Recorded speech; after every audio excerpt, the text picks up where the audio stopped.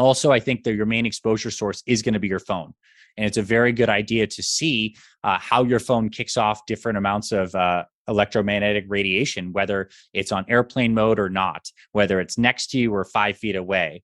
And also, I think another place to really measure is your bedroom. Like, you can't always control where all the EM fields are when you're out at a coffee shop, airport, wherever, but like, you can make sure that your bedroom itself is in a good low EMF environment. If you do that, that could be a third of your life that's better protected. I mean, just think about the stack and the gains there. So I think measuring is a really good first step. Now, if you don't measure and you can just take my word for it, here's some trends that you will find once you do measure. There is a serious proximity effect with these things, particularly with our cell phones.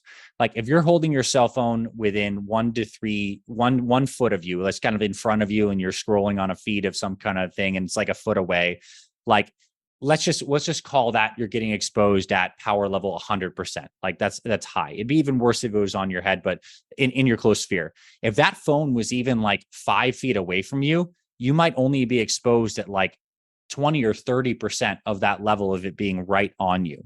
So that's something to consider. Like, if you're someone has working at an office or a desk, if you can even put your phone, even if it's not on airplane mode, if you put the phone like 5 feet away from you on a table, you can still hear it or whatever, but it's really not next to you, you've probably reduced your exposure by over 50% just there. There's a proximity effect of these things. When your phone is pulling more data, because you're not connected to Wi-Fi, you're doing streaming or stuff like that, or playing videos, it's going to have a higher electromagnetic output. And these phones are our biggest exposures. Like, I've gone around and I'm the crazy guy that's literally taken the meter and measured all the small cell towers we see around us and to see the exposure. The new iPhones that are 5G enabled and that are hooked up sometimes kick out like 10 times more than even some of those gigantic multi-feet small cell towers. So like, it's not just that that's a huge tower and that's crazy. Like, these things have high power capacity to kick this off. And let alone if you're sticking this in your pocket all the time, like irradiating your genitals, let alone your whole pants, body. in your bra, Brutal. like sticking it in your yoga pants, guys wearing it in Yes, their back pocket. totally. Right next to your genitals. Like, this is crazy. And we have fertility issues right now. And I'm certainly not saying this is the only reason, but I absolutely know it's a contributing factor, right? We know we have a lot of pesticides, we have environmental chemicals that are hormone disruptors, but we also know this stuff does massively damage the eggs and the sperm. And we're keeping these things by our vital sexual organs, like, at all times. Yeah. They call it a laptop, which is like a terrible thing. Like, you should not put that thing on your lap. Like, and it should be like, I mean, I'm recording this right now with you on a laptop, but it is plugged into Ethernet. It is out in front of me. And so if you can hardwire your computer, you're going to get better internet, period. But if you have the ability at home to run a long cable to your router, that's highly recommended. And again, not just putting it right on your body. It's not something that you want to have on your system at all times. Yeah. And so, yeah, I'd say like the proximity is huge to understand that.